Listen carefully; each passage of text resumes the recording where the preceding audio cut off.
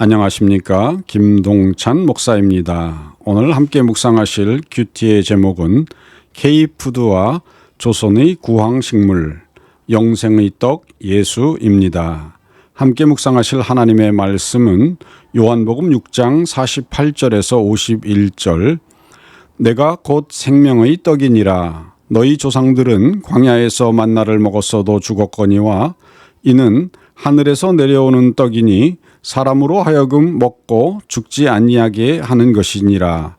나는 하늘에서 내려온 살아있는 떡이니 사람이 이 떡을 먹으면 영생하리라. 내가 줄 떡은 곧 세상의 생명을 위한 내 살이니라 하시니라. 아멘.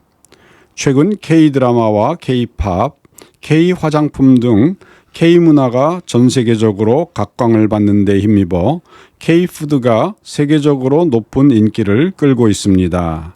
그중 외국인들에게는 생소한 한국 고유의 식재료로 만든 음식들도 호평을 받고 있습니다. 예를 들어 깻잎은 과거 서양인들에게는 특유의 강한 향 때문에 호불호가 갈리는 식재료였습니다. 하지만 최근 뉴욕이나 런던의 고급 레스토랑에서는 깻잎을 코리안 바질이라는 별칭으로 부르며 향신 채소로 적극 활용하고 있습니다.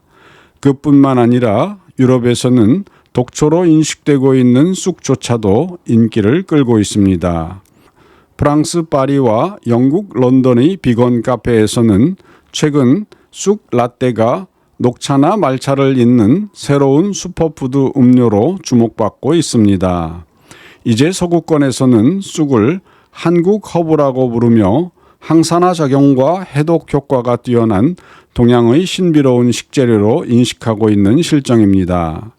그리고 당면을 주재료로 하고 있는 잡채는 최근 서구권에서 건강하고 영양 많은 파스타의 대안으로 떠올랐습니다. 그 이유는 잡채가 밀가루 면이 아닌 고구마 전분으로 만든 면을 사용하여 글루텐 프리 식단을 선호하는 사람들에게 큰 매력으로 다가간 것입니다. 한편 미국 LA와 뉴욕 등 대도시를 중심으로 한국의 순두부찌개가 식물성 단백질을 섭취할 수 있는 최고의 컴포트 푸드로 사랑받고 있습니다. 최근에는 심지어 두부를 만들고 남은 비지를 활용한 비지찌개나 비지 쿠키 등도 미식가들의 호평을 받고 있습니다. 이처럼 한국에는 외국인들이 잘 알지 못하는 다양한 식물이나 심지어 독초로 인식되는 식물까지도 재료로 활용한 음식들이 많이 있는데 여기에는 사실 과거 한민족의 슬픈 역사도 한몫하고 있습니다. 조선의 13대 왕인 명종 9년인 1554년에는 굶주림에 시달리는 백성들이 먹을 수 있는 식물 정보를 담은 구황철효라는 책자가 보급되었습니다. 이는 흉년으로 고통받는 백성들을 구제하기 위해 국가적 차원에서 간행한 구황 전문 서적입니다. 당시 조선은 잦은 자연재해와 흉년으로 인해 식량 부족 문제가 심각해져 풀뿌리와 나무 껍질로 연명해야 했던 서민들이 자칫 독초를 먹고 생명이 위험에 빠지는 경우가 있었는데 이에 조정에서는 주세붕이 과거 자신이 정리했던 구황 관련 지식과 중국에서 발간된 구황 서적들을 참조하여 한국 땅에서 쉽게 구할 수 있는 초목들을 활용해 기근을 넘길 수 있는 방법을 담은 책을 발간하였습니다. 그런데 구황철효는 단순히 먹을 수 있는 식물을 나열하는 데 그치지 않고 일부 독성이 있는 식물을 물에 우려내거나 삶고 말려서 독기를 빼고 먹는 법까지도 기록하였습니다.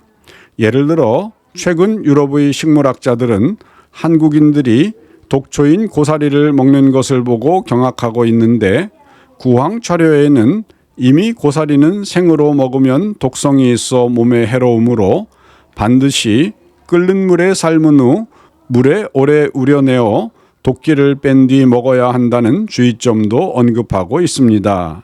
또한 같은 방식으로 소나무 껍질이나 느릅나무 껍질, 도토리와 솔잎 등의 채취법과 요리법 등도 자세히 설명하고 있습니다. 이후 조선의 18대 왕인 현종 1년인 1660년에는 문신인 신속이 왕명에 따라 쌀이나 보리 등의 주식을 대체할 수 있는 비상식물들을 수록한 구황신서를 저술하였습니다. 당시 조선은 임진왜란과 병자호란이라는 두 차례의 큰 전쟁을 겪은 후 국토가 황폐해졌고 설상가상으로 기근과 전염병이 창궐하여 백성들의 삶이 매우 고달픈 시기였습니다.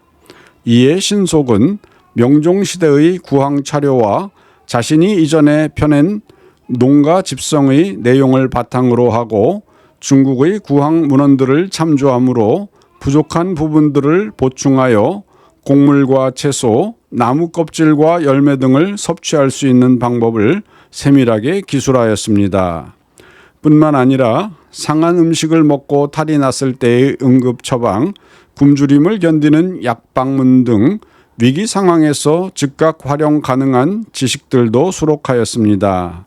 이렇게 구황신서에 수록된 구황식물은 100여 종이나 됩니다. 그렇습니다. 이처럼 과거 나라의 지도자들은 백성들이 굶주리지 않도록 항상 먹거리를 공급하는 일에 최우선의 관심을 기울여 왔습니다. 그런데 성경에 보면 하나님께서도 사람들에게 중요한 식량에 대해 늘 관심을 기울이셨습니다. 출애굽기 16장에는 굶주린 이스라엘 백성들을 위해 하나님께서 하늘에서 만나를 내려주셨습니다. 또한 예수님께서도 자신을 따르는 무리가 굶주리자 보리떡 5개와 물고기 2마리로 5,000명을 먹이셨고 떡 7개와 작은 생선 2마리로 4,000명을 먹이셨습니다. 그런데 하나님께서는 다른 한편 생명 유지를 위해 꼭 필요한 음식을 가리켜 배부르게 하지 못할 것이라고 말씀하셨고 예수님께서는 썩을 양식이라고 말씀하셨습니다. 그러면서 영생하도록 있는 양식을 위해 일하라 라고 말씀하셨는데 이 영생하게 하는 양식은 예수 그리스도께서 사람에게 주시는 음식이라고 하셨습니다. 즉 하나님께서는 사람들이 이 땅에서 먹는 음식은 사람들의 생명을 잠시는 유지시켜 주지만 영원히 살릴 수 없음을 아시고 영생을 주시기 위해 아들 예수의 몸을 우리에게 음식으로 내어주신 것입니다. 요한복음 6장 48절 51절 내가 곧 생명의 떡이니라. 나는 하늘에서 내려온 살아있는 떡이니 사람이 이 떡을 먹으면 영생하리라. 내가 줄 떡은 곧 세상의 생명을 위한 내 살이니라 하시니라. 아멘. 그렇습니다. 과거 이 땅의 군주들도 백성들의 굶주림을 알고 그들에게 음식을 주어 생명을 얻게 하려고 구황을 위한 책자를 발간하는 데 힘썼거니와 우리의 참된 왕이시며 군주이신 하나님께서는 우리에게 영생을 얻게 하려고 심지어 자신의 아들까지 영생을 위한 떡으로 내어주셨습니다. 이러한 하나님의 크신 사랑을 깨닫고 그 말씀을 믿어 예수님을 영접하심으로 영생을 누리시는 성도가 되시기를 주님의 이름으로 축원드립니다. 감사합니다.